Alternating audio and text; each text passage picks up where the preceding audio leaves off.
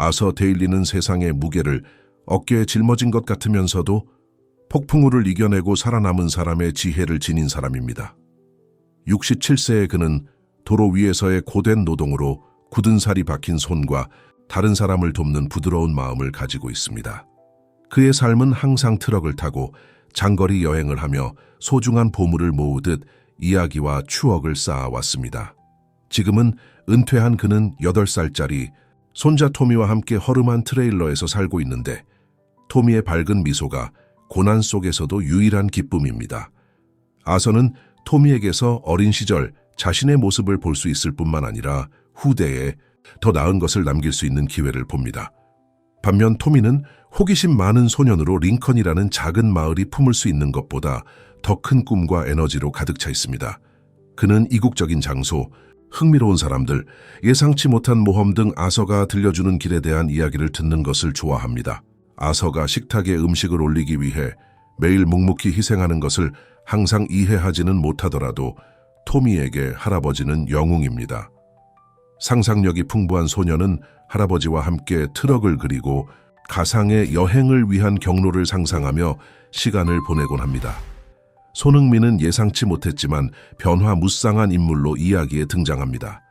축구 경기장에서의 실력으로 전 세계적으로 유명한 손흥민은 유명한 운동선수, 그 이상으로 인간관계와 진심을 소중히 여기는 사람입니다. 몇 년 전 런던에 잠시 들렀을 때 스포츠 행사를 위해 물품을 운반하던 중 아서를 만났습니다. 비록 짧은 대화였지만 손 회장은 트럭 운전사의 겸손함과 도로에 대한 열정을 기억하고 있었습니다. 친구를 통해 아서의 사정을 전해 들은 그는 명성이나 인정을 위해서가 아니라 희망을 잃은 사람들에게 희망을 주는 힘을 믿었기에 무언가를 해야 한다고 생각했습니다. 나이와 역경에 무게에 시달리는 아서, 순수함과 더 나은 미래에 대한 희망을 상징하는 토미, 그리고 예상치 못한 순간에 나타나는 뜻밖의 선함을 상징하는 아들, 이 세 캐릭터가 이야기의 정서적 핵심을 형성합니다. 이들은 함께 감정이 풍부한 서사를 만들어내며 독자들에게 가장 어두운 순간에도 우리를 서로 연결하고 삶을 영원히 바꿀 수 있는 보이지 않는 유대가 있다는 것을 가르쳐 줍니다. 링컨 도시는 차분하고 일정한 일상의 리듬으로 숨을 쉬는 것 같습니다. 특히 안개가 좁은 거리와 주변의 푸른 들판을 감싸는 가을 아침에는 공기가 축축한 느낌을 줍니다. 아서와 토미가 사는 트레일러에서는 세월의 무게를 드러내는 삐걱거리는 나무 바닥, 좁은 틈새로 들어오는 찬바람에 펄럭이는 색바랜 커튼, 구석에 쌓인 오래된 책의 향기와 섞인 오래된 커피 냄새 등 모든 디테일이 이야기를 전합니다. 소박하지만 생기가 넘치는, 아니 적어도 생기를 불어넣으려는 시도가 가득한 곳입니다. 밖에서는 멀리서 기차 소리가 선로를 따라 울려 퍼지고 트레일러 근처에서 노는 토미의 발자국 소리와 함께 아서가 예전에 트럭을 타고 장거리 여행을 했던 기억이 떠오릅니다. 밤이 되면 가로등의 노란 빛이 웅덩이를 가로질러 회색, 하늘을 비추며 고대의 비밀을 말하는 듯한 그림자를 만들어냅니다. 추위는 아서에게 인생의 어려움을 피할 수 없다는 것을 상기시키듯 얇은 벽 사이로 스며들며 끈질기게 이어집니다. 트레일러 안에는 토미가 오후 낮잠을 잘 때 사용하는 소파의 다른 다묘, 할아버지와 손자의 조용한 대화를 엿볼 수 있는 합판 테이블 위에 깨진 컵, 녹슨 냉장고에 붙여진 아이들의 그림 등 작은 디테일이 공간을 인간적인 공간으로 만들어줍니다. 간신히 작동하는 히터에 낮은 삐걱거리는 소리가 실내에 끊임없이 윙윙거리는 소리를 더하고 낡은 시계의 똑딱거리는 소리가 지칠 줄 모르는 시간을 알려줍니다. 아무리 흐린 날에도 창문을 통해 들어오는 희미한 빛이 공기 중에 떠다니는 먼지 입자를 비추는 모습에는 무언가 위안이 있습니다. 이는 어려움 속에서도 단순한 것에도 아름다움이 있다는 것을 상기시켜줍니다. 아서에게 이러한 감각적인 디테일은 단순히 현재 삶의 풍경을 넘어 기억의 파편이자 토미를 위해 여전히 지키고자 하는 세상의 조각입니다. 그리고 질감, 소리, 냄새로 이루어진 이 작은 우주에서 그들의 여정은 색과 의미를 갖기 시작합니다. 이 사고는 아서에게 닥칠 것이라고는 상상도 하지 못했던 문제들이 산더미처럼 쌓이는 시발점이었습니다. 수십 년 동안 그의 충실한 동반자였던 트럭이 충돌 사고로 완전히 사용할 수 없게 되자 그는 단순히 차량만 잃은 것이 아니라 주 수입원을 잃었고 토미를 위해 그토록 열심히 싸웠던 안전도 함께 잃게 되었습니다. 사고 이후 며칠이 지나자 아서는 현실의 무게가 어깨를 짓누르는 것을 느끼기 시작했습니다. 트레일러의 임시 주방 카운터에는 밀린 집세, 토미에게 필요한 의약품, 심지어 전기 요금까지 청구서가 쌓여갔습니다. 이 모든 와중에도 녹과 타다 남은 기름 냄새가 여전히 공기 중에 맴돌며 끊임없이 비극을 상기시키는 것 같았습니다. 설상가상으로 아서는 자신이 더 이상 다시 시작할 수 있을 만큼 나이가 많지 않다는 것을 알고 있었습니다. 고된 노동으로 손이 닳고 몸이 더 이상 예전처럼 반응하지 않는 67세의 노인을 누가 고용할 수 있을까요? 그는 자신이 해낼 수 있다고 스스로를 설득하려고 노력했습니다. 결국 그는 항상 생존자였으니까요. 하지만 현실은 잔인했습니다. 트럭을 잃은 그는 재정적, 정서적 어려움에 밀에 갇혀 있었습니다. 사고로 인한 신체적 충격도 도움이 되지 않았습니다. 허리가 너무 아파서 잠을 이루지 못하는 날이 많았고 계속되는 피로로 인해 작은 일상 업무도 넘을 수 없는 산처럼 느껴졌습니다. 반면 토미는 아무 말도 하지 않아도 모든 것을 깨달았습니다. 아서가 무거운 표정으로 창밖을 내다볼 때마다 토미의 크고 호기심 가득한 눈동자가 아서의 무거운 한숨을 따라다녔습니다. 어느 날 아침 토미는 오래된 나무로 만든 장난감 자동차를 가지고 놀다가 할아버지 우리 언제 다시 도로에 나가요? 라고 천진난만하게 물었습니다. 너무나 단순하고 순수한 그 질문은 아서에게 한 방 먹은 것 같은 충격을 주었습니다. 그는 억지로 미소를 지으며 이렇게 대답했습니다. 곧 내 아들아 곧. 하지만 마음속으로는 죄책감에 질식할 것 같았습니다. 식탁에 음식도 겨우 올려놓을 수 없는데 어떻게 손자에게 약속한 모험을 선물할 수 있을까요? 아서는 오래된 지도, 개인 주유소 머그컵, 트럭 운전사 대회 메달 등 소중한 도로 기념품을 팔려고 했지만 그 돈으로는 기본 생활비를 겨우 충당할 수 있었습니다. 그는 하역장 직원이나 트레일러 수리공과 같은 비공식적인 일자리도 고려했지만 곧 몸이 버틸 수 없다는 사실을 깨달았습니다. 그의 좌절감은 날마다 커져 거의 만져질 정도였습니다. 아서는 책상에 앉아 두 손으로 머리를 감싼 채 나는 실패했다고 생각했습니다. 내가 실패했다. 그러던 어느 날 밤 토미가 끊임없이 기침을 하기 시작하면서 상황은 절정에 달했습니다. 단순한 기침이 아니라 건조하고 끈질기며 걱정스러운 기침이었습니다.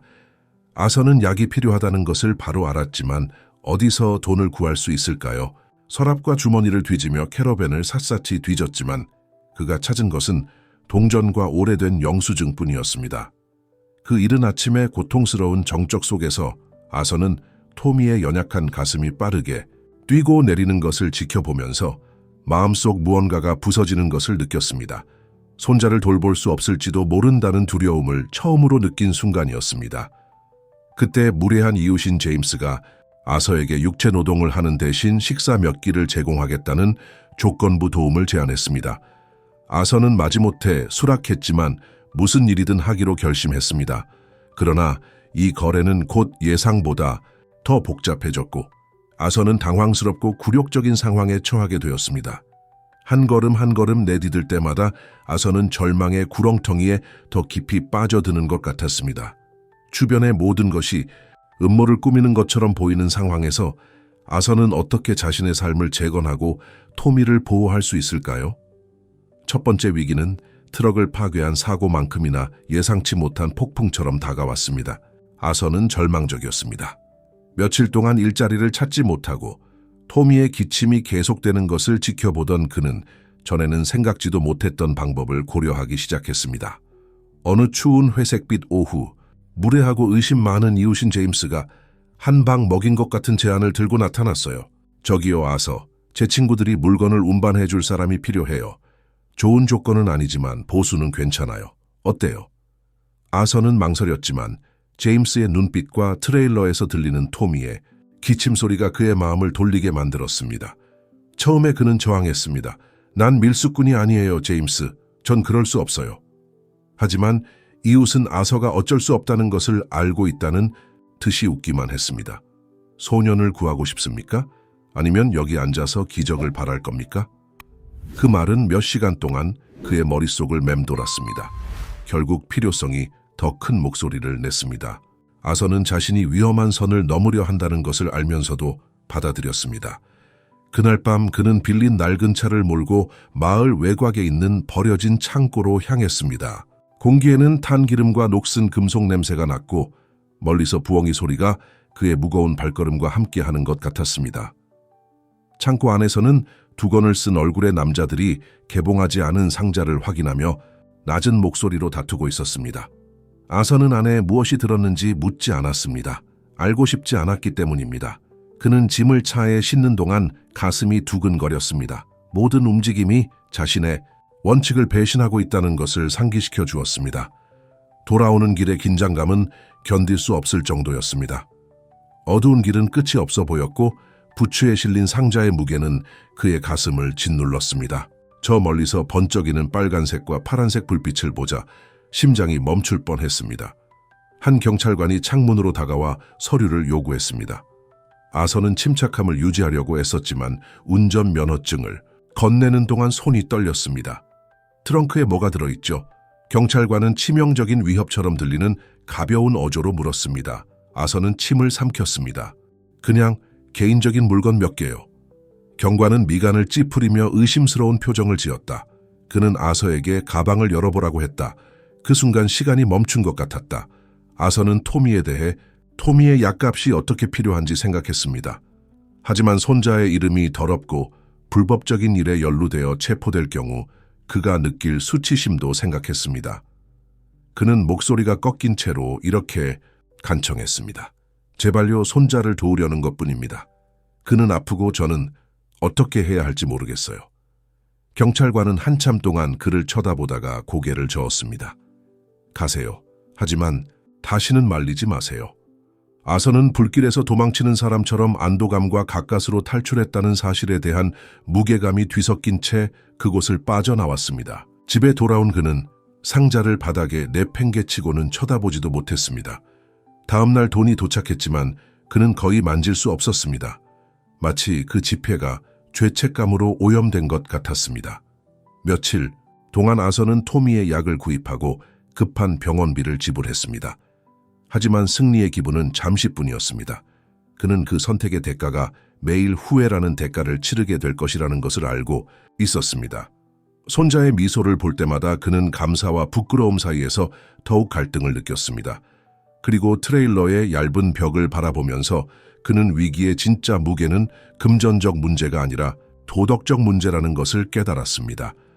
아선은 때때로 살아남는다는 것은 단순히 문제를 해결하는 것이 아니라 그 과정에서 자신이 어떤 사람이 될 것인지 결정하는 것임을 깨닫기 시작했습니다.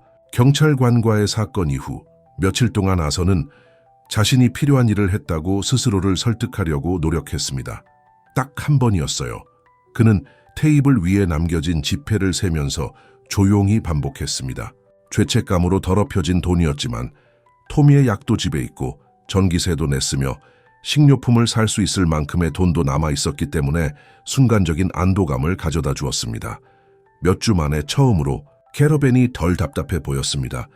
뜨거운 수프 냄새가 공기를 가득 채웠고 토미는 유모차를 끌고 바닥에서 뛰어놀며 그토록 걱정하던 기침에 정신이 팔렸습니다. 하지만 편안함에는 보이지 않는 대가가 따랐습니다. 아선은 돈이 든 봉투를 오염된 물건처럼 바라볼 수밖에 없었습니다.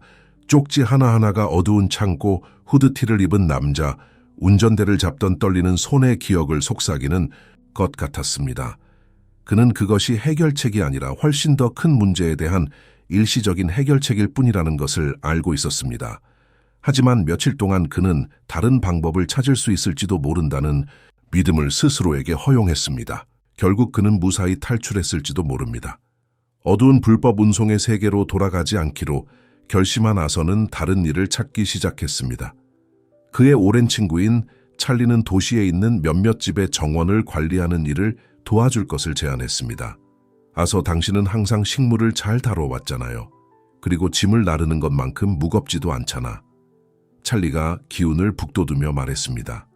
아선은 죄책감에서 벗어날 수 있는 어떤 것이라도 간절히 원했고 찰리의 제안을 받아들였습니다. 처음 며칠은 희망적이었습니다. 그는 몇 시간 동안 풀을 베고 덤불을 가지치기 하고 잡초를 뽑으며 지친 등을 따스한 햇볕에 녹이는 것을 느꼈습니다. 힘든 일이었지만 정직하게도 마음이 한결 가벼워졌습니다. 토미는 학교 친구들에게 할아버지가 아름다운 정원을 돌보고 있다고 자랑스럽게 말했습니다.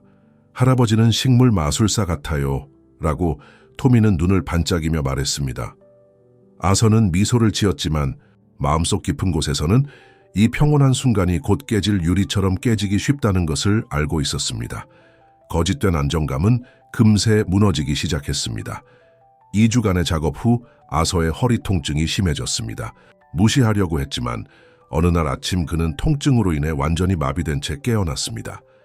그는 침대에서 일어날 수도 없었습니다. 걱정스러운 토미가 차를 가져다주며 할아버지 괜찮으세요? 라고 물었습니다. 아서는 억지로 미소를 지었지만 자신이 다시 갇혔다는 것을 알았습니다. 일을 계속할 수 없었던 그는 찰리에게 전화를 걸어 상황을 설명했습니다. 미안해 아서. 하지만 믿을 만한 사람이 필요해. 그들이 당신이 나아질 때까지 기다려줄 거라고 장담할 수 없어요. 그의 친구는 아쉬운 목소리로 대답했습니다. 직장을 잃고 거래로 모은 돈도 거의 소진된 아서는 다시 현실의 무게가 자신을 짓누르는 것을 느끼기 시작했습니다. 불과 며칠 전까지만 해도 피난처처럼 느껴졌던 트레일러는 이제 다시 공포와 불확실성의 감옥이 되었습니다. 그는 종이 위에 새 트럭을 그리며 도로 위에서의 모험을 상상하는 토미를 보며 가슴이 조여오는 것을 느꼈습니다. 자기 자신도 간신히 돌볼 수 없는데 어떻게 손자를 보호할 수 있을까요? 그때 제임스가 다시 나타나 환한 미소를 지으며 새로운 제안을 했습니다. 다른 방법이 없다고 말했잖아요, 아서. 내 친구들이 자네에게 한 번 더 기회를 주겠네. 아서는 망설였지만 이미 그의 마음속에는 절망이 자리 잡기 시작했습니다. 언제까지 이렇게 살 수는 없다는 것을 알았지만 다른 길도 보이지 않았습니다. 잠시 동안 그는 탈출구를 찾았다고 생각했지만 이제 피할 수 없는 일을 미루고 있을 뿐이라는 것을 깨달았습니다. 평온은 환상에 불과했고 폭풍은 곧 다시 몰아칠 것이었습니다. 두 번째 위기는 아서가 겪었던 그 어떤 것보다 더 크고 잔인한 타격으로 다가왔습니다. 며칠 동안 정원을 가꾸며 잠시 안도감을 느꼈던 아서는 다시 한번 선택의 여지가 없는 상황에 처했습니다. 허리의 통증은 끝이 없었고 임시 주방의 카운터에는 청구서가 다시 쌓이기 시작했습니다. 할아버지의 말없는 절박함을 깨달은 토미는 최선을 다해 도와주려고 했지만 그의 순진함은 아서의 양심에 무게만 더할 뿐이었습니다. 할아버지, 전 더 적게 먹을 수 있어요. 소년이 거의 텅 빈 식탁을 바라보며 말했습니다. 아서는 가슴이 조여오는 것을 느꼈습니다. 그런 말 하지 마라, 아들아. 다 괜찮을 거라고 약속할게. 하지만 소년의 말은 스스로도 공허하게 들렸습니다. 긴장된 분위기 속에서 제임스가 다시 나타나 그 어두운 제안을 고집했습니다. 하지만 이번에는 요구사항이 더 컸습니다. 제 친구들이 압박을 받고 있어요, 아서. 그들은 중요한 것을 전달해줄 믿을 만한 사람이 필요해요. 거긴 너무 멀어서 뒷길로 가야 할 거야.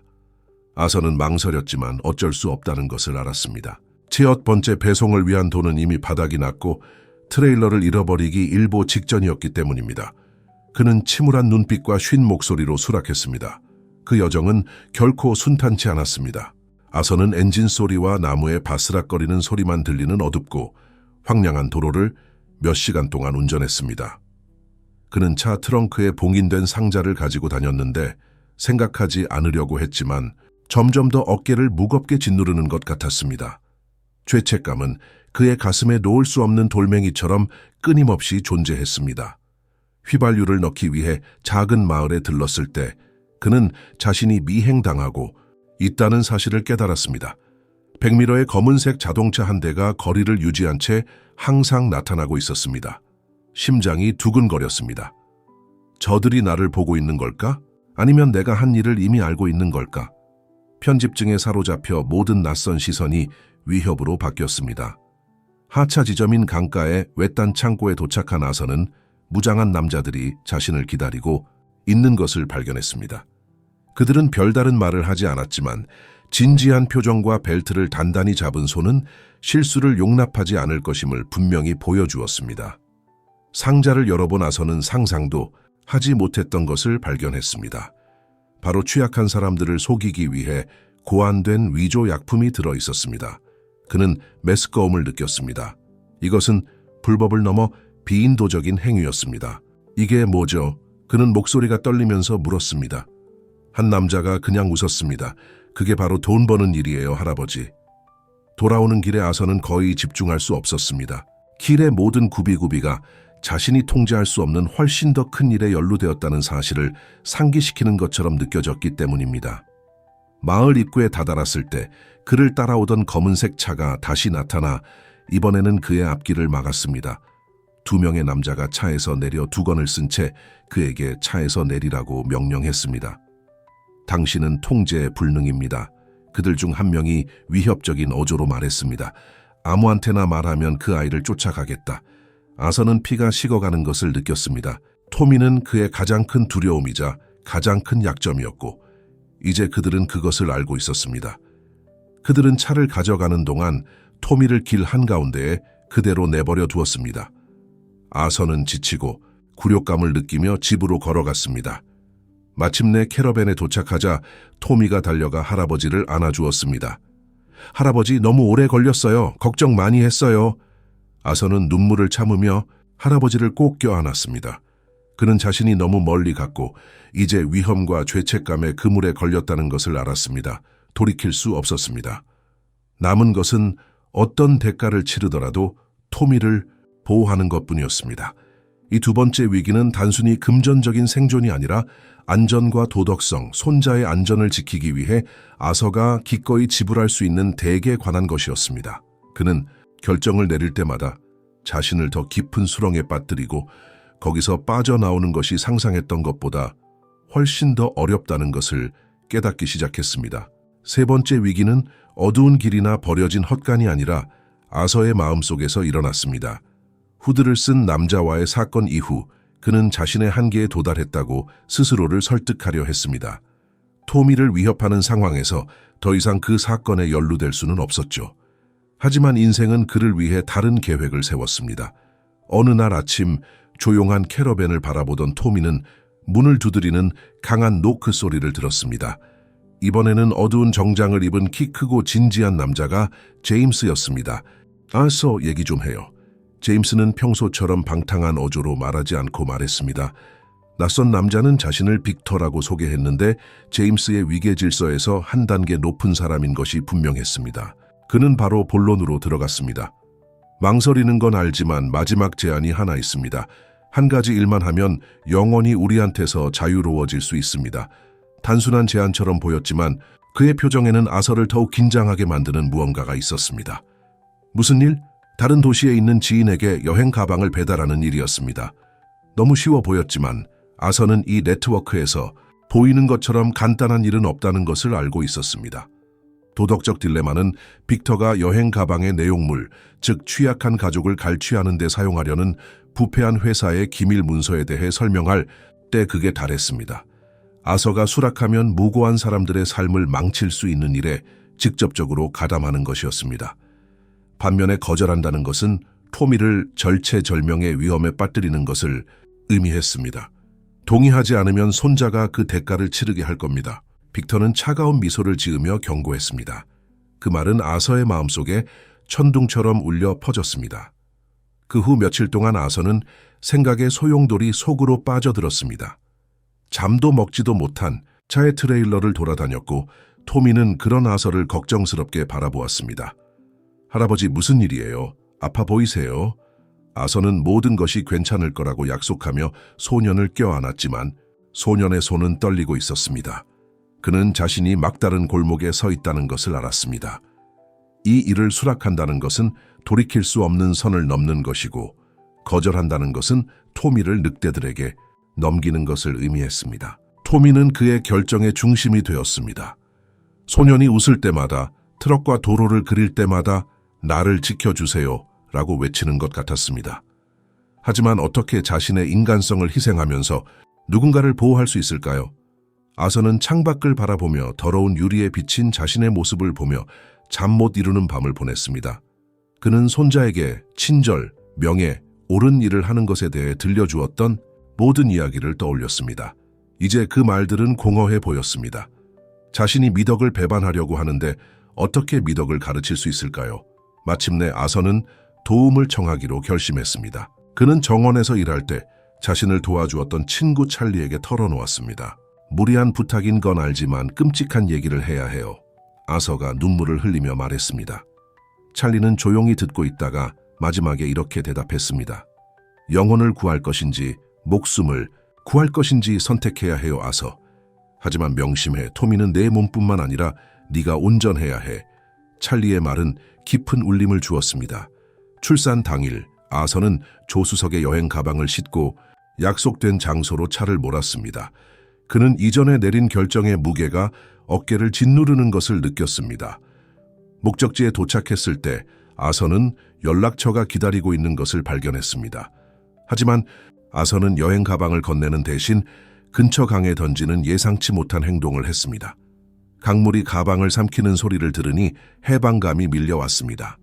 그는 어떤 결과가 올지 알았지만 자신이 옳은 선택을 했다는 것도 알고 있었습니다.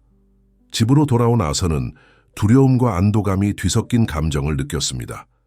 그는 가장 큰 도덕적 딜레마에 직면했고 위험을 감수하더라도 자신의 진실성을 지키는 쪽을 선택했습니다.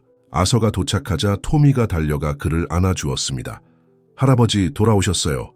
아서는 어떤 대가를 치르더라도 가족을 위해 싸울 것을 결심하며 토미를 꼭 껴안았습니다. 네 번째, 위기는 거칠고 피할 수 없는 강풍처럼 다가왔습니다.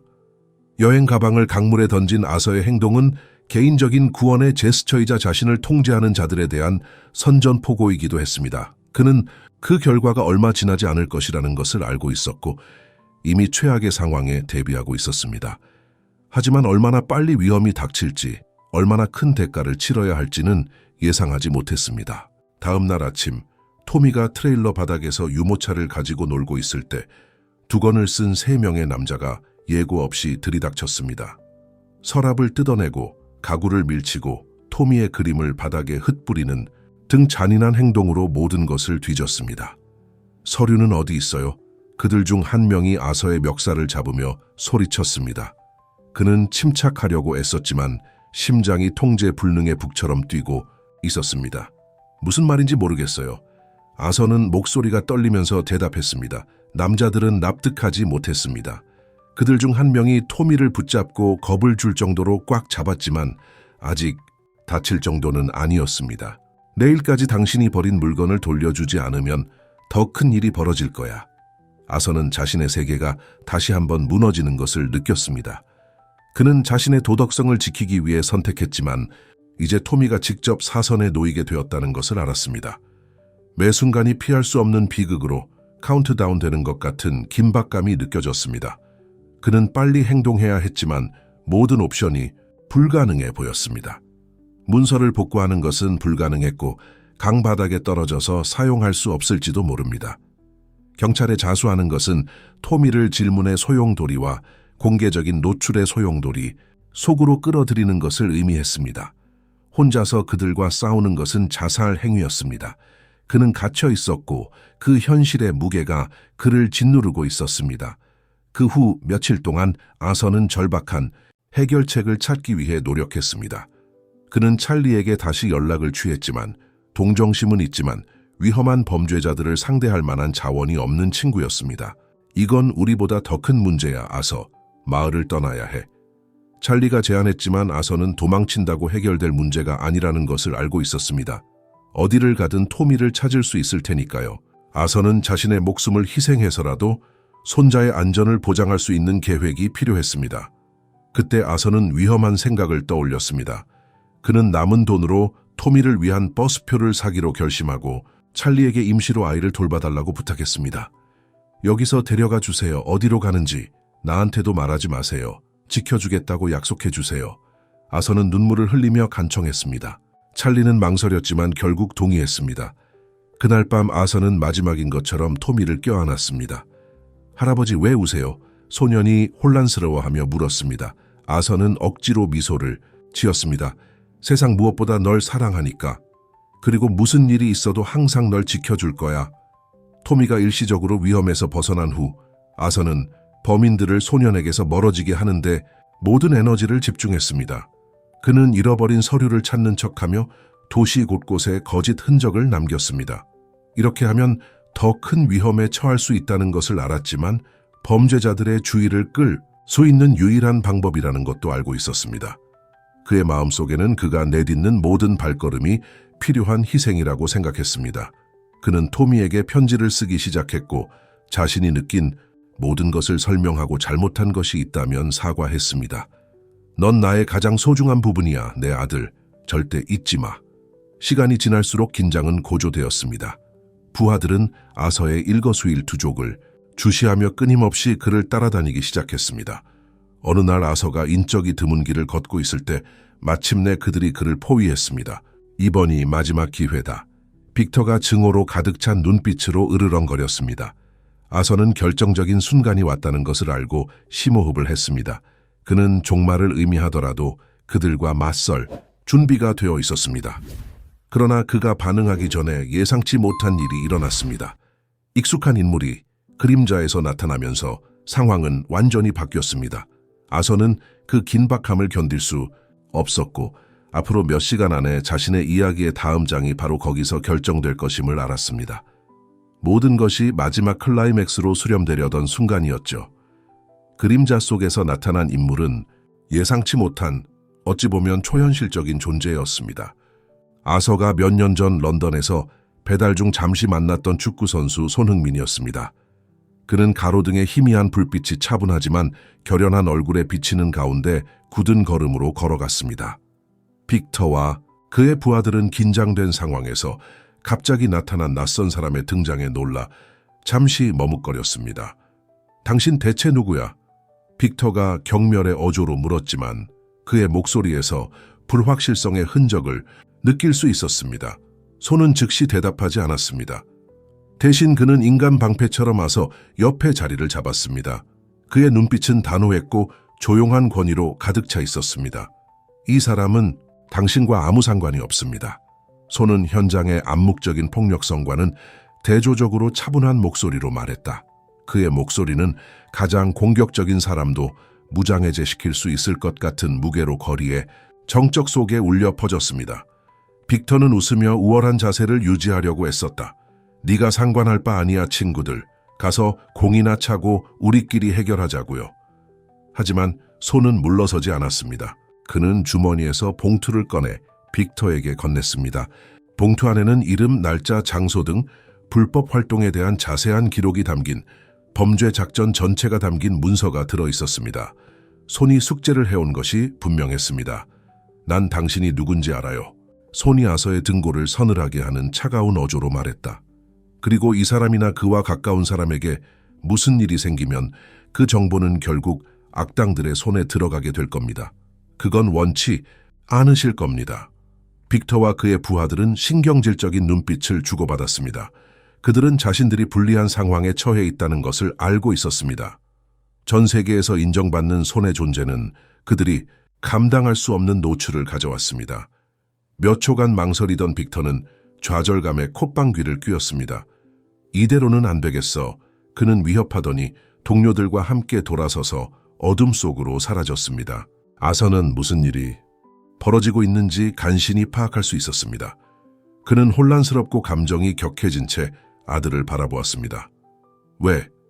왜 이러는 거예요? 그는 목소리가 끊어져 물었다. 손은 그 질문을 예상했다는 듯이 살짝 미소를 지었다. 당신은 몰랐지만 저를 도와준 적이 있어요. 제가 어렸을 때 할아버지도 트럭 운전사였어요. 할아버지는 저에게 도로에 대한 이야기, 극복과 친절에 대한 이야기를 들려주시곤 하셨죠. 할아버지가 생각나요. 아서는 목구멍에서 덩어리가 느껴졌습니다. 몇 년 전에 그 짧은 만남이 누군가에게 그렇게 큰 의미가 될 줄은 상상도 못했을 것입니다. 하지만 손은 단순히 감사한 마음에서 그 자리에 있었던 것이 아니었습니다. 그에게는 더 큰 목적이 있었습니다. 당신이 어떤 일을 겪고 있는지 알아요, 아서. 그리고 손자를 지키기 위해 뭐든 하실 거라는 것도 알아요. 이제 다시 한번 기회를 주마. 마지막 긴장감이 형성되기 시작했습니다. 아서는 지금이 다시 시작할 수 있는 기회라는 것을 깨달았지만 여전히 많은 의문이 남아 있었습니다. 그가 겪은 모든 일을 어떻게 극복하고 앞으로 나아갈 수 있을까요? 정말 과거를 잊을 수 있을까요?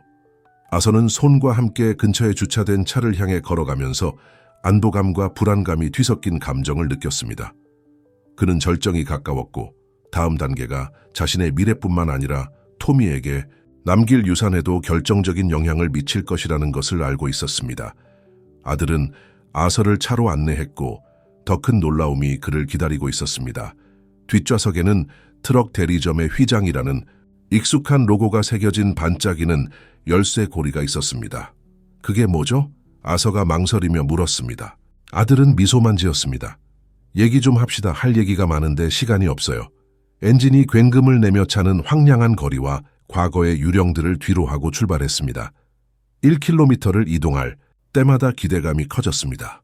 아서의 운명은 곧 바뀔 것이었지만 진정한 평화를 찾기 전에 자신의 내면의 악마와 마주해야 한다는 것을 알고 있었습니다. 대기는 가능성으로 가득 차 있었습니다. 아서는 범죄자들이 아닌 자신과의 결정적인 대결이 곧 벌어질 것이라는 생각에 심장이 두근거렸습니다. 차는 밤의 어둠과 대비되는 밝은 불빛이 비추는 화물차 대리점 앞에 멈췄습니다. 아서는 천천히 차에서 내려 앞마당 중앙에 주차된 대형 트럭에 시선을 고정했습니다. 트럭은 새롭고 크롬 장식으로 반짝이는데 그가 잃어버렸다고 생각했던 모든 희망을 반영하는 것 같았습니다. 아들이 다가와 아서의 어깨에 손을 얹었습니다. 이건 당신 거예요. 그가 간단하게 말했습니다. 하지만 아서는 쉽게 받아들이지 못했습니다. 그는 고개를 저으며 계속 흐르는 눈물을 막으려 애썼다. 난 이걸 받을 자격이 없어, 아들아. 내가 너무 많은 잘못을 했어. 내 손자를 위험에 빠뜨렸고 모든 걸 위험에 빠뜨렸어. 그의 목소리는 죄책감으로 가득 차 흔들렸다. 아들이 단호한 몸짓으로 그를 가로막았다. 네, 맞아요, 아서. 누구나 두 번째 기회를 받을 자격이 있어. 중요한 것은 우리가 저지른 실수가 아니라 그 실수 이후 어떻게 앞으로 나아갈 것인가 하는 것이지. 그 말은 아서에게 깊은 울림을 주었지만 그는 여전히 자신의 생각과 싸우고 있었습니다. 자신이 저지른 모든 일을 뒤로 하고 어떻게 그렇게 위대한 일을 받아들일 수 있을까요? 그는 손의 친절 앞에서 자신이 무가치하고 작은 존재로 느껴졌습니다. 그때 손은 말을 넘어서기로 결심했습니다. 그는 아서를 이끌고 자동차 대리점으로 들어갔고 그곳에는 개인 방이 기다리고 있었습니다. 그곳에서 손은 아는 사람이 거의 없는 자신의 이야기를 들려주었습니다. 그는 가족을 키우기 위해 모든 것을 희생한 소박한 트럭 운전사였던 할아버지에 대해 이야기했습니다. 그는 할아버지도 아서와 비슷한 어려움, 즉 재정적 위기, 절망, 심지어 도덕적 의심의 순간에 직면했다고 말했습니다. 할아버지는 저에게 강함은 결코 쓰러지지 않는 데 있는 것이 아니라 인생이 당신을 넘어뜨릴 때마다 일어서는 데 있다고 가르쳐 주셨습니다. 그리고 당신은 그렇게 했어요, 아서. 불가능한 선택이었음에도 토미를 보호하기로 결정했잖아요. 아서는 조용히 모든 말을 흡수하며 귀를 기울였습니다. 그는 이 싸움이 범죄자나 환경과의 싸움이 아니라 자신과의 싸움이라는 것을 깨닫기 시작했습니다. 가장 큰 싸움은 죄책감과 실패에 목소리가 끊임없이 울려 퍼지는 그의 마음속에서 벌어지고 있었습니다. 손은 계속해서 이 트럭을 선물로 받을 수는 있지만 제가 드리는 선물은 그게 전부가 아닙니다. 다시 시작할 수 있는 기회, 토미가 이미 당신에게서 보고 있는 영웅이 될 수 있는 기회를 드리는 겁니다. 낭비하지 마세요. 손이 아서에게 신뢰할 수 있는 운송업체와의 계약을 위한 추천서와 은퇴, 운전자를 위한 멘토링 프로그램 참여 제안서 등 추가 서류가 담긴 봉투를 건네자 긴장감은 최고조에 달했습니다. 이건 자선이 아닙니다, 아서. 이건 자선이 아니라 파트너십입니다. 당신은 공유할 수 있는 이야기와 경험, 지혜가 있습니다. 이를 활용해 당신이 겪은 일을 겪고 있는 다른 사람들을 도와주세요. 아서는 자신의 내면에서 무언가 변화하기 시작하는 것을 느꼈습니다. 힘들었던 시간들, 잘못된 결정들, 불면의 밤들이 떠올랐습니다. 하지만 토미와 그 소년이 그린 그림, 트레일러를 가득 채웠던 천진난만한 웃음도 생각했습니다. 그는 더 나은 미래를 만들기 위해 과거를 지울 필요는 없다는 것을 깨달았습니다. 과거를 의미 있는 것으로 바꿀 수 있다는 것을요. 눈물을 흘리며 아서는 마침내 트럭을 상이 아닌 책임감으로 받아들였습니다. 그는 이 새로운 기회를 통해 토미와 그와 같은 사람들을 위해 변화를 일으키겠다고 자신과 아들에게 약속했습니다. 대리점을 나서면서 그는 방금 내린 결정의 무게를 느끼며 심호흡을 했습니다. 그는 앞으로의 여정이 쉽지 않다는 것을 알았지만 혼자가 아니라는 것도 알고 있었습니다. 결정적인 대결 상대는 빅터나 그의 부하들이 아니라 아서 자신의 두려움과 의심이었습니다. 그리고 이를 극복하는 과정에서 아서는 잃어버렸다고 생각했던 자신의 존엄성과 목적을 찾았습니다. 아서가 방금 일어난 일의 엄청난 규모를 아직 처리하고 있을 때 손은 예상치 못한 행동을 취했습니다. 주머니에서 휴대전화를 꺼내 누군가에게 전화를 걸어 준비됐어요 라고만 말했습니다. 아서가 무슨 일인지 묻기도 전에 자동차 대리점 입구에 차 한 대가 멈춰 섰습니다. 토미는 찰리와 함께 차에서 내렸습니다. 소녀는 할아버지라고 외치며 할아버지를 향해 달려갔습니다. 아서는 무릎을 꿇고 최대한 힘껏 손자를 껴안았습니다. 여기서 뭐 하는 거니? 그는 여전히 혼란스러웠지만 소년이 무사한 것을 보고 안도하며 물었습니다. 손자는 차분하게 설명했습니다. 앞으로 나아가기 전에 손자와 문제를 해결해야 한다는 걸 알았어요. 사랑하는 사람이 곁에 없으면 다시 시작할 수 없잖아요. 아서는 별처럼 빛나는 토미를 바라보며 마음속에 무언가가 진정되는 것을 느꼈습니다. 하지만 반전은 거기서 멈추지 않았습니다. 손은 아서에게 두 번째 열쇠를 건네며 이번에는 트럭 바로 뒤에 주차된 넓은 새 트레일러의 열쇠를 건네주었습니다. 여기는 두 분을 위한 곳입니다. 두 분이 함께 다시 시작할 수 있는 곳입니다. 깜짝 놀란 아서는 할 말을 잃었습니다. 그는 낡은 트레일러에서 춥고 비좁았던 밤, 토미에게 더 나은 삶을 줄 수 없을까 고민했던 시간들을 떠올렸습니다. 이제 많은 변화에 직면한 그는 어쩌면 미래는 달라질 수 있을지도 모른다는 믿음을 갖기 시작했습니다. 토미는 흥분한 채 할아버지의 손을 잡아당겼습니다. 이제 가도 돼요, 할아버지. 어떤지 보고 싶어요. 아서는 몇 주 만에 처음으로 진지하고 가벼운 웃음을 지었습니다. 물론이지. 아들아, 가자. 하지만 가장 큰 반전은 손이 아서를 돕게 된 진짜 동기를 밝혔을 때였습니다. 손은 수줍은 미소를 지으며 과거에 저를 도와주셨기 때문에 도와드린 것이 아닙니다. 라고 말했습니다. 당신도 저를 도와주셨으면 좋겠다고 생각해서 그랬어요. 그는 은퇴한 화물차 운전자와 그 가족을 지원하기 위한 재단을 설립해 재정 지원뿐만 아니라 교육과 지원 네트워크도 제공할 것이라고 설명했습니다. 여러분은 이 데이를 위한 첫 번째 홍보대사가 될 것입니다.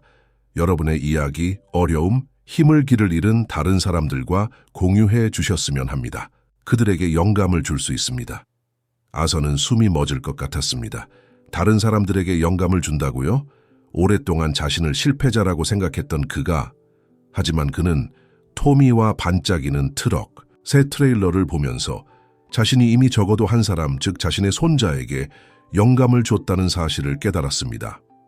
그리고 토미를 위해 그렇게 할 수 있었다면 다른 사람들에게도 그렇게 할 수 있을 거라고 생각했습니다. 저는 수락합니다. 그는 마침내 목소리가 꺾이면서 말했습니다. 하지만 계속 함께하겠다고 약속한다면요. 혼자서는 어떻게 해야 할지 모르겠어요. 아들은 미소를 지었다. 약속할게요. 우리가 함께할게요. 토미는 앞으로 펼쳐질 모험을 상상하며 트럭 주위를 뛰어다니며 굳은 악수로 장면을 마무리했습니다. 아서에게 그 순간은 단순히 운전기사로서가 아니라 자신의 고통을 목적지로 바꿀 수 있는 사람으로서 새로운 여정의 시작을 알린 순간이었습니다. 아서는 더 이상 환경에 의해 패배한 사람이 아니었습니다. 그는 희망의 상징이자 친절한 손짓이 어떻게 삶을 영원히 바꿀 수 있는지를 보여주는 본보기였습니다. 그리고 이 새로운 사명을 받아들이면서 그는 불가능하다고 생각했던 일을 계속해야 할 이유를 찾았습니다. 이 흥미진진한 이야기는 아직 끝나지 않았습니다. 지금 구독하여 아서와 토미가 어떻게 자신의 삶을 변화시키고 용기와 회복력으로 다른 사람들에게 영감을 주는지 따라가 보세요. 각 장마다 깊은 감동을 주는 극복에 교훈이 담겨 있습니다. 아서는 새 트럭의 운전석에 앉아 떨리는 손으로 부드러운 가죽 커버를 만지고 있었습니다.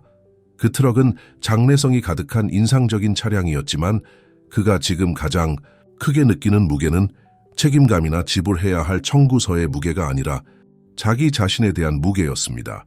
몇 주 어쩌면 몇 달 동안 그는 자신이 실패한 사람, 그토록 사랑하는 손자조차 보호하지 못한 사람으로 여겨졌습니다.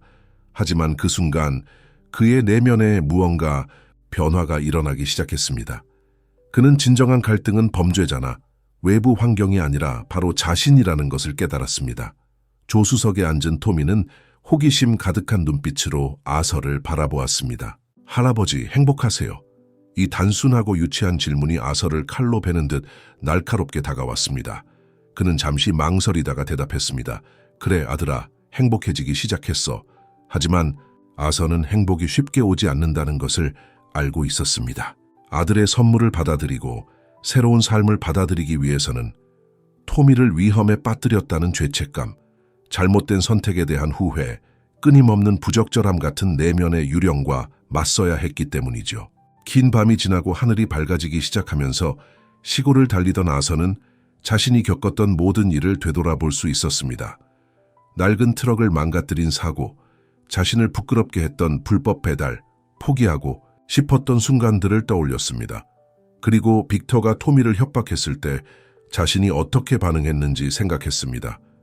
그 순간 그는 사랑을 위해 모든 것을 기꺼이 희생할 수 있는 자신이 어떤 사람인지 정확히 알았습니다. 그는 완벽하지는 않았지만 가끔 마음속에 그려지는 괴물 같은 존재는 아니었습니다. 손과의 대화가 그의 기억 속에 메아리 쳤습니다. 강함은 결코 쓰러지지 않는 것이 아니라 삶이 당신을 넘어뜨릴 때마다 일어서는 데 있습니다. 이 말은 아서가 과거를 잊어버릴 때 조용한 진언이 되었습니다. 그는 실수가 자신을 규정하는 것이 아니라 실수 후 어떤 선택을 하느냐에 따라 앞으로 나아갈 수 있다는 것을 깨달았습니다. 그리고 이제 아서는 오랜만에 처음으로 자신이 해야 할 일이 분명해졌습니다. 바로 이 두 번째 기회를 자신처럼 길을 잃은 다른 사람들을 돕는 데 사용해야 한다는 것이었죠. 새 캐러밴에 도착하자 아서는 문 앞에 멈춰서서 심호흡을 했습니다. 자연 채광과 현대적인 디테일이 가득한 넓은 공간이었어요. 비좁고 추운 공간에서 오랜 세월을 지내다 보니 거의 초현실적으로 느껴졌습니다. 하지만 정말 중요한 것은 물리적인 편안함이 아니라 이 공간이 상징하는 새로운 시작이었습니다. 토미는 방마다 뛰어다니며 무언가를 발견할 때마다 신나게 소리를 질렀습니다. 할아버지, 큰 부엌도 있어요. 매일 밤 수프를 만들 수 있어요. 아서는 미소를 지었지만 그의 생각은 다른 곳에 있었습니다. 아서가 안방으로 들어가자 새 침대와 책상이 그를 기다리고 있었습니다. 책상 위에는 아들이 일부러 두고 간 노트와 펜이 놓여 있었습니다. 수첩 안에는 당신의 이야기를 위해라는 송을씨 메모가 적혀 있었습니다. 아서는 자리에 앉아 펜을 집어들고 글을 쓰기 시작했습니다. 선택의 무게, 사랑하는 사람들을 위해 싸우는 것의 중요성, 두 번째 기회의 아름다움 등 자신이 배운 모든 것을 한자 한자 종이에 적어 내려갔습니다. 그러는 동안 그의 내면에 있던 무언가가 깨어났습니다. 그는 더 이상 생계를 위해 노력하는 은퇴한 트럭 운전사가 아니었습니다. 그는 스토리텔러이자 역경 속에서도 다른 사람들이 힘을 찾도록 영감을 주는 회복 탄력성 있는 전사였습니다. 그날 밤 그는 노트를 덮고 창밖을 내다보며 어두운 하늘에 반짝이는 별들을 바라보았습니다. 그는 오랜만에 처음으로 평화를 느꼈습니다. 아서의 내적 갈등이 해결된 것은 실수를 잊었기 때문이 아니라 실수를 의미 있는 것으로 바꾸는 법을 배웠기 때문이었습니다. 그는 자신의 이야기가 여기서 끝나는 것이 아니라 새로운 목적과 희망으로 다시 시작되었다는 것을 깨달았습니다. 토미가 옆방에서 곤히 잠든 동안 아서는 자신이 마침내 자신을 되찾았다는 것을 깨달았습니다. 새벽은 주황색과 분홍색의 하늘뿐만 아니라 아서의 마음과 정신에도 새로운 빛을 가져다 주었습니다. 토미를 지키기 위한 투쟁, 잘못된 선택에 대한 죄책감, 다시는 시작할 수 없다는 두려움 등 오랫동안 그를 괴롭혔던 갈등이 마침내 해결의 실마리를 찾았습니다. 진입로에 새 트럭이 있다는 것은 단순한 물질적 상징이 아니라 자신에게 여전히 가치와 목적이 있고 앞으로 나아갈 수 있는 능력이 있다는 확실한 증거였습니다. 아서가 눈을 뜨자마자 가장 먼저 한 일은 트럭의 엔진 시동을 거는 것이었습니다. 그는 발밑에서 힘차게 울리는 소리를 느껴야 했고 도로 위에서 자신의 삶의 사운드 트랙이 되어주었던 그 소리를 듣고 싶었습니다. 토미가 호기심에 찬 눈빛으로 뛰어나왔습니다. 할아버지, 우리 지금 여행하는 거예요? 아서는 미소를 지으며 운전대를 손가락으로 밀었습니다. 오늘은 아니란다, 아들아. 하지만 곧. 우선 여기가 어떻게 돌아가는지 배워야겠구나. 그는 트럭에 대해서만 이야기하는 것이 아니라 몇 주 전만 해도 상상도 할 수 없었던 가능성으로 가득 찬 새로운 삶의 국면을 언급하고 있다는 것을 알고 있었습니다. 아서는 손이 설립한 재단의 지원을 받아 다시 운전기사로 일하기 시작했지만 이번에는 완전히 다른 조건에서 일을 시작했습니다. 그는 신뢰할 수 있는 회사를 위해 법률 물품을 운송하고 멘토링 프로그램에 참여했으며 자신이 겪었던 것과 비슷한 어려움을 겪고 있는 다른 은퇴한 트럭 운전사들과 자신의 이야기를 공유했습니다. 모든 만남은 서로에게 영감과 영감을 주는 기회였습니다. 아서는 실수, 두려움, 작은 승리 등 자신의 경험을 공유함으로써 다른 사람들도 자신의 어려움을 극복할 수 있다는 것을 깨닫게 되었습니다. 토미는 그의 가장 큰 후원자가 되었습니다. 소녀는 할아버지와 짧은 지역 여행에 동행하는 것을 좋아했고 할아버지 옆에 당당히 앉아 트럭의 버튼과 레버에 대해 배웠습니다. 한 번은 주유소에 정차하는 동안 토미는 다른 운전자들이 들을 수 있을 정도로 큰 소리로 우리 할아버지는 세계 최고의 트럭 운전사예요 라고 말했습니다. 아서는 자부심으로 가슴이 부풀어 오르는 것을 느꼈습니다. 그는 그 말이 순수한 어린아이의 동경에서 나온 말이라는 것을 알았지만 자존감의 회복이라는 더 큰 의미를 담고 있다는 것도 알았습니다. 빅터와 그의 부하들은 다시는 나타나지 않았습니다. 그들에 대한 증거의 무게와 아서나 토미에게 무슨 일이 생기면 공개적으로 폭로하겠다는 손의 약속이 더해져 그들은 완전히 사라졌습니다. 아서는 특히 밤에 혼자 운전할 때면 여전히 긴장되는 순간이 있었지만 이제 그런 위협은 과거의 일이라는 것을 알았습니다. 이제는 미래에 집중해야 할 때였습니다. 새로운 트레일러도 이러한 변화를 확고히 하는 데 도움이 되었습니다. 두꺼운 벽은 추위를 막아주었고 넓은 방은 아서와 토미에게 더 많은 프라이버시와 편안함을 제공했습니다. 밤이 되면 아서는 잠들기 전에 손이 남긴 노트에 배운 교훈을 하나하나 기록하곤 했습니다. 아서는 이 글들이 토미에게 유산으로 남길 바랐고 손자에게 인생은 넘어짐과 새로운 시작으로 이루어져 있으며 중요한 것은 희망을 잃지 않는 것이라고 가르치고 싶었습니다. 시간이 지남에 따라 아서는 살아남은 사람이라는 느낌보다는 번영한 사람이라는 느낌이 들기 시작했습니다. 그는 더 이상 모든 것을 포기할 뻔한 패배자가 아니었습니다. 이제 그는 회복 탄력성에 살아있는 본보기이자 고통을 힘으로 실패를 목적으로 바꾼 사람이었습니다. 토미와 자신의 미래를 보장받기 위한 투쟁이라는 주요 갈등은 외부의 도움뿐만 아니라 아서의 내적 변화로 해결되었습니다. 손해 재단으로부터 홍보대사 인증서를 받던 날, 아서는 자신의 여정이 균형점에 도달했다고 느꼈습니다.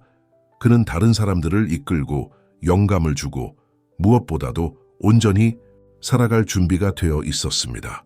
아서는 손과 함께 신나게 박수를 치는 토미를 보며 자신이 사랑하는 사람을 보호하는 동시에 자신이 진정 누구인지 재발견하는 가장 중요한 사명을 완수했다는 것을 깨달았습니다.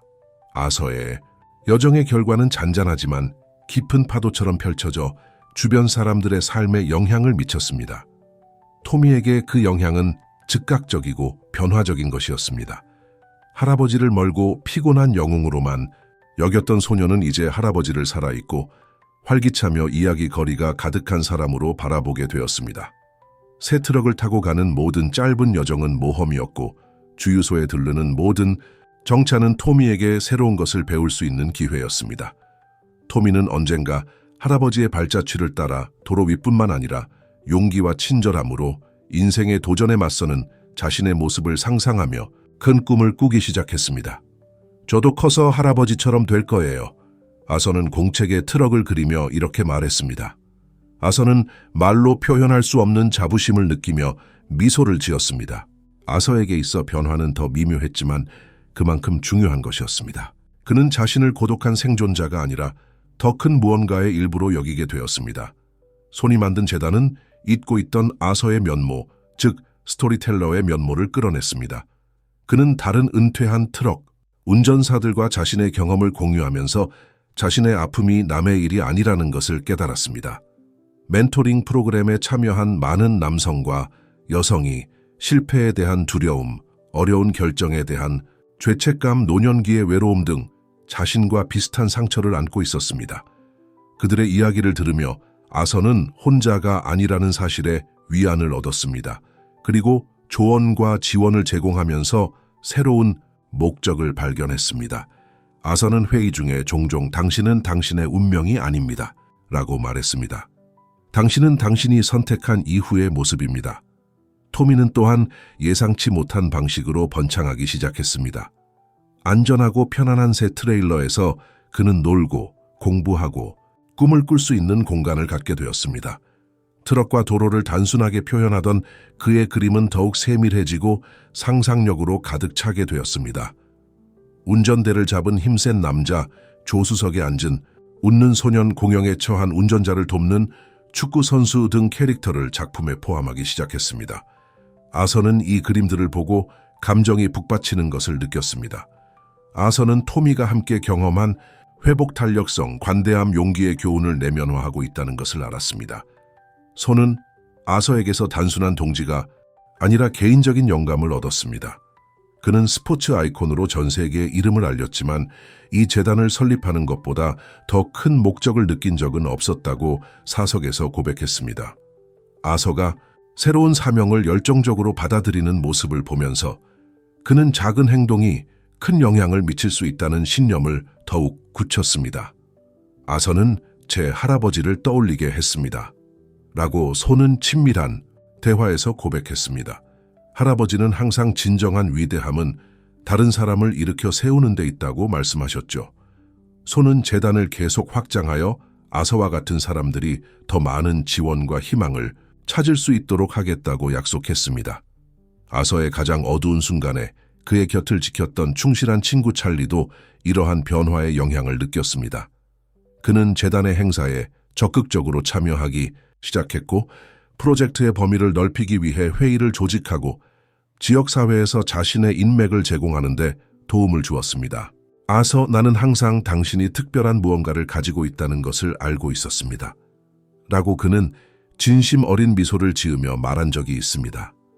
하지만 당신이 그것을 다른 사람들을 돕기 위해 사용하는 것을 보는 것은 영원히 기억에 남을 것 같아요.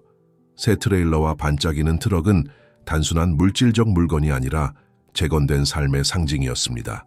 아서는 부끄러움 없이 도움을 받아들이고 주저없이 도움을 제공하는 법을 배웠습니다. 진정한 부는 돈이나 소유물이 아니라 인간관계와 우리가 세상에 미칠 수 있는 긍정적인 영향력에 있다는 것을 깨달았습니다. 과거의 상처는 여전히 남아있었지만 이제는 패배가 아닌 강함의 흔적이 되었습니다. 결국 이 여정의 결과는 아서와 토미뿐만 아니라 그들의 길을 함께 걸었던 모든 사람에게 영향을 미쳤습니다. 그들은 가장 절망적인 상황에서도 빛을 찾을 수 있으며 누군가 손을 내밀면 친절과 희망의 연쇄 반응이 시작될 수 있다는 것을 증명했습니다. 아서의 이야기는 개인적인 극복의 여정을 넘어 삶은 인간관계와 두 번째 기회로 이루어진다는 것을 강력하게 일깨워줍니다. 이 이야기의 중심 주제는 폭풍 후에서 살아남는 능력뿐만 아니라 폐허 속에서도 번영할 수 있는 방법을 찾는 회복 탄력성을 중심으로 전개됩니다. 아서는 진정한 힘의 의미는 혼돈에 어떻게 대응하느냐에 달려있다는 것을 깨달았습니다. 우리가 몇 번 넘어지든 상관없으며 우리를 정의하는 것은 일어나서 앞으로 나아가고자 하는 의지입니다. 이 여정에서 가장 감동적인 요소 중 하나는 누구도 혼자서 자신의 도전에 직면하지 않는다는 사실입니다. 아서는 모든 것을 혼자서 해결해야 한다고 확신하며 세상의 무게를 등에 짊어지고 투쟁을 시작했습니다. 하지만 아들 찰리, 재단 참여자 등 다른 사람들이 그의 삶에 들어왔을 때 그는 다시 시작하는 데 필요한 지원을 얻었습니다. 우리는 상호 의존적인 존재이며 도움을 주는 것만큼이나 도움을 받는 것도 중요하다는 보편적인 메시지를 전합니다. 손의 관대함은 아서와 토미를 구했을 뿐만 아니라 여러 세대에 걸쳐 계속해서 삶의 영향을 미칠 연대의 네트워크에 영감을 불어넣었습니다. 또 다른 핵심 포인트는 구속의 중요성입니다. 아서는 심각한 실수를 저지르기도 하고 피할 수 없는 실수를 저지르기도 했지만 오랫동안 이러한 실패가 자신의 정체성을 정의하도록 내버려 두었습니다. 그는 자신을 실패자, 사랑이나 용서를 받을 자격이 없는 사람으로 여겼습니다. 그러나 역사의 흐름 속에서 그는 과거가 감옥이 될 필요는 없다는 사실을 깨달았습니다. 모든 실수는 배움의 경험으로, 모든 추락은 성장의 기회로 바꿀 수 있습니다. 아서는 자신의 경험을 다른 은퇴한 트럭 운전사들을 돕는 데 사용하기로 결심하면서 삶의 목적을 찾았을 뿐만 아니라 돌이킬 수 없을 정도로 망가졌다고 생각했던 자신의 내면도 치유했습니다. 토미는 이 주제의 또 다른 차원, 즉 우리의 행동이 미래 세대에 미치는 지속적인 영향을 대표합니다. 손자를 보호하고 아들의 선물을 받아들이고 새로운 사명을 받아들이는 등 아서가 한 모든 행동은 토미의 세계관을 형성했습니다. 소녀는 할아버지가 용기와 연민으로 역경에 맞서는 모습을 보며 자랐고 이러한 모습은 그의 일부가 되었습니다. 아서는 자신의 삶을 변화시켰을 뿐만 아니라 토미의 마음에도 희망의 씨앗을 심어주었습니다. 눈에 보이지 않지만 심오한 이 유산은 우리의 선택이 우리 자신을 넘어선 울림을 준다는 생각을 끊임없이 되새기게 합니다. 마지막으로 이 이야기는 진정한 친절의 가치에 대해 생각해 보게 합니다. 단순해 보이는 아들의 행동은 아서의 삶과 주변 사람들에게 기념비적인 영향을 미쳤습니다. 이 이야기는 아주 사소한 태도도 현실을 변화시킬 수 있다는 사실을 일깨워줍니다. 우리는 변화를 만들기 위해 위대한 영웅이 될 필요 없이 적절한 시기에 손을 내밀고 누군가 도움이 필요할 때 귀 기울이고 격려의 말 한마디를 나누면 됩니다. 친절은 순환입니다. 아서가 아서를 도왔던 것처럼 이제 후자는 다른 사람들에게도 같은 행동을 하도록 영감을 줍니다. 궁극적으로 이 이야기는 우리에게 인생에서 진정으로 중요한 것이 무엇인지 되돌아보게 합니다. 우리의 가치를 정의하는 것은 물질적 소유나 외형적 성취가 아니라 우리가 만드는 관계, 우리가 감동하는 삶, 우리가 찾는 목적입니다. 아서는 아무리 어려운 상황에서도 언제나 다시 시작할 수 있는 여지가 있으며 그렇게 함으로써 우리 자신의 궤도를 바꿀 수 있을 뿐만 아니라 다른 사람들을 위한 길을 밝힐 수 있다는 것을 보여줍니다.